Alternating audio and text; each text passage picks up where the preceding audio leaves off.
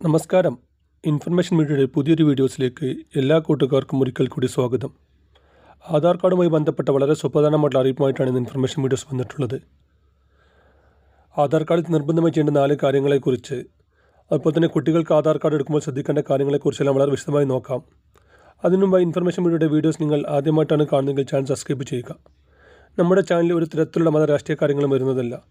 Government ലഭിക്കേണ്ട സേവനങ്ങൾ, ആനുകൂല്യങ്ങൾ, അറിയിപ്പുകൾ എന്നിവയെക്കുറിച്ച് മാത്രമാണ് വീഡിയോസ് വരുന്നത്. ശ്രദ്ധിക്കുക, ഗവൺമെൻറ് സേവനങ്ങളിൽ എപ്പോൾ വേണമെങ്കിലും പുതിയ മാറ്റങ്ങൾ വരാം. അതുകൊണ്ട് തന്നെ ഏറ്റവും പുതിയ അറിയിപ്പുകൾ ലഭിക്കാൻ തൊട്ടടുത്തുള്ള ബെല്ലൈക്കൺ കൂടി ക്ലിക്ക് ചെയ്യാൻ മറക്കരുത്. ആദ്യം നമ്മൾ കുട്ടികളുടെ ആധാർ കാർഡുമായി ബന്ധപ്പെട്ട കാര്യങ്ങളാണ്. നമ്മളെല്ലാവരും കുട്ടികൾക്ക് ആധാർ കാർഡ് എടുക്കൽ 5 വയസ്സിന് ശേഷമാണ്. അങ്ങനെ ചെയ്യുന്നത് വളരെ ബുദ്ധിമുട്ടുള്ള കാര്യം തന്നെയാണ്. ഒരുപാട് രേഖകളും മറ്റും ആവശ്യമായി വരുന്നുണ്ട്. കുട്ടി ജനിച്ച അന്ന് മുതൽ 5 വയസ്സിന് മുമ്പ് വരെ ആധാർ കാർഡ് എടുക്കാൻ കൂടെ പോകുന്ന രക്ഷിതാവിൻ്റെ ആധാർ കാർഡിൻ്റെ കോപ്പിയും അതുപോലെ തന്നെ കുട്ടിയുടെ ജനന മാത്രം മതിയാകും. വേറെ കൂടുതൽ ഒരു രേഖയുടെയും ആവശ്യമില്ല. 5 വയസ്സ് കഴിഞ്ഞതിന് ശേഷമാണ് ആധാർ കാർഡ് എടുക്കുന്നതെങ്കിൽ കുട്ടി പഠിക്കുന്ന സ്കൂളിൽ നിന്നും എക്സ്ട്രാ ഒരു സർട്ടിഫിക്കറ്റ് കൂടി ഹാജരാക്കേണ്ടി വരും. അതിൽ ചെറിയ തെറ്റുകളോ അല്ലെങ്കിൽ വെട്ടിത്തിരുത്തലുണ്ടായാൽ പോലും ആധാർ കാർഡ് റിജക്റ്റ് ആവുന്നുണ്ട്. അതുകൊണ്ട് തന്നെ കുട്ടികൾക്ക് ആധാർ കാർഡ് എടുക്കാൻ ശ്രമിക്കുന്നവർ 5 വയസ്സിന് മുമ്പായി തന്നെ ആധാർ കാർഡ് എടുക്കുക. 5 വയസ്സിന് ശേഷം ആധാർ കാർഡ് ഒന്ന് അപ്ഡേറ്റ് ചെയ്യണം. അതുപോലെ തന്നെ 10 വയസ്സിന് ശേഷം 15 വയസ്സിന് ശേഷം ആധാർ കാർഡ് ഒന്ന് അപ്ഡേറ്റ് ചെയ്യേണ്ടി വരും. ഈ 2 കാര്യങ്ങൾ മാത്രം ശ്രദ്ധിച്ചാൽ മതി. കുട്ടികൾക്ക് ആധാർ കാർഡ് എടുക്കാൻ വളരെ എളുപ്പമാണ്. 10 ദിവസത്തിനുള്ളിൽ തന്നെ ആധാർ കാർഡ് അപ്രൂവൽ ആകുന്നുമുണ്ട്. ഇനി നമ്മൾ നോക്കാൻ പോകുന്നത് ആധാർ കാർഡ് നിർബന്ധമായി ചെയ്യേണ്ട അപ്ഡേഷനുകളാണ്. നമുക്കറിയാം, 10 വർഷത്തിന് മുമ്പ് എടുത്ത ആധാർ കാർഡാണെങ്കിൽ ആധാർ കാർഡ് നിർബന്ധമായും അപ്ഡേറ്റ് ചെയ്യാൻ സർക്കാർ അറിയിച്ചിരുന്നു. ഇപ്പോഴും അത് ചെയ്യാത്ത ഒരുപാട് ആളുകളുണ്ട്. അവർ നിർബന്ധമായും എത്രയും പെട്ടെന്ന് ഇത് ചെയ്യുക.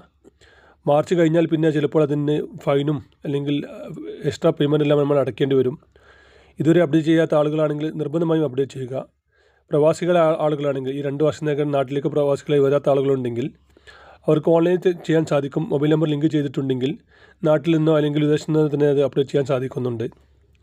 അതുപോലെ തന്നെയാണ് ഇനിയും മൊബൈൽ നമ്പർ ലിങ്ക് ചെയ്യാത്ത ഒരുപാട് ആളുകളുണ്ട്. അല്ലെങ്കിൽ പഴയ മൊബൈൽ നമ്പർ ലിങ്ക് ചെയ്തത് കൊണ്ട് നടക്കുന്ന ഒരുപാട് ആളുകളുണ്ട്. അങ്ങനെ ആളുകൾ പ്രത്യേകം ശ്രദ്ധിക്കുക. ആധാർ കാർഡിലെ മൊബൈൽ നമ്പർ വളരെ അത്യാവശ്യമുള്ള, വളരെ ഇമ്പോർട്ടൻ്റ് ഒരു കാര്യം തന്നെയാണ്. നമ്മുടെ അക്കൗണ്ടിലുള്ള പണം എടുക്കാൻ പോലും ഈ ഒരു നമ്പർ മാത്രം മതിയാകും. അതുകൊണ്ട് തന്നെ ആധാർ കാർഡിൽ മൊബൈൽ നമ്പർ കറക്റ്റായി രേഖപ്പെടുത്തുക. നമ്മൾ പഴയ നമ്പറാണ് കൊടുത്തതെങ്കിൽ, നമ്മുടെ നമ്പർ മാറിയിട്ടുണ്ടെങ്കിൽ എത്രയും പെട്ടെന്ന് തന്നെ ആധാറിൽ നമ്പർ മാറ്റാൻ ശ്രമിക്കുക.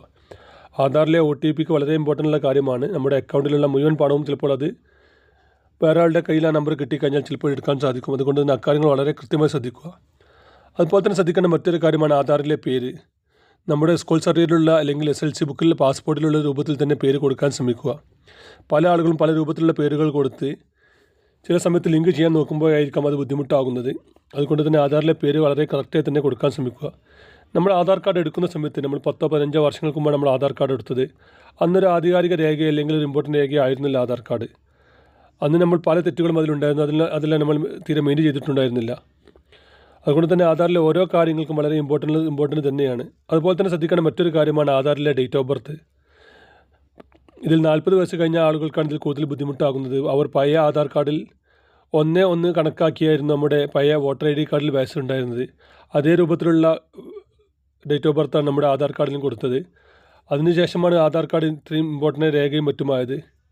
ആധാർ കാർഡിൽ എന്ത് കാര്യം തിരുത്തണമെങ്കിലും നമ്മൾ തൊട്ടടുത്തുള്ള ഓൺലൈൻ കേന്ദ്രങ്ങൾ വഴിയാണ് ചെയ്യാൻ നല്ലത്. നമ്മുടെ മൊബൈൽ ഫോൺ ഉപയോഗിച്ച് നമുക്ക് ചെയ്യാൻ സാധിക്കും. എങ്കിലും നല്ലത് നമ്മൾ തൊട്ടടുത്തുള്ള അക്ഷയ കേന്ദ്രങ്ങൾ വഴി ചെയ്യുന്നതാണ് നല്ലത്. ആധാർ കാർഡിൽ ചെറിയ തെറ്റുകൾക്കെല്ലാം പെട്ടെന്ന് അപ്രൂവൽ ആകുന്നുണ്ട്. പക്ഷേ ഡേറ്റ് ഓഫ് ബർത്തിൽ ഒരുപാട് മാറ്റമുണ്ടാവുക, പേരിൽ ഒരുപാട് മാറ്റമുണ്ടാവുക, അങ്ങനെയുള്ള കാര്യങ്ങൾക്ക് വളരെ ബുദ്ധിമുട്ടുണ്ട്. അതുകൊണ്ട് തന്നെ എത്രയും പെട്ടെന്ന് തന്നെ ഈ മാർച്ചിന് മുമ്പായി തന്നെ ആധാർ കാർഡ് അപ്ഡേഷനുമായി ബന്ധപ്പെട്ട നമ്മുടെ ഫോൺ നമ്പർ, നമ്മുടെ ഡേറ്റ് ഓഫ് ബർത്ത്, നമ്മുടെ പേര്, ഇത്രയും കാര്യങ്ങൾ നിർബന്ധമായും മാർച്ച് മുമ്പ് തന്നെ ചെയ്യാൻ ശ്രമിക്കുക. അല്ലാത്ത പക്ഷം തുടർന്ന് അത് വലിയ ബുദ്ധിമുട്ടാകുന്നുണ്ട്. വലിയ രൂപത്തിലുള്ള ഫൈനുകളും മറ്റും വരുന്നുണ്ട്.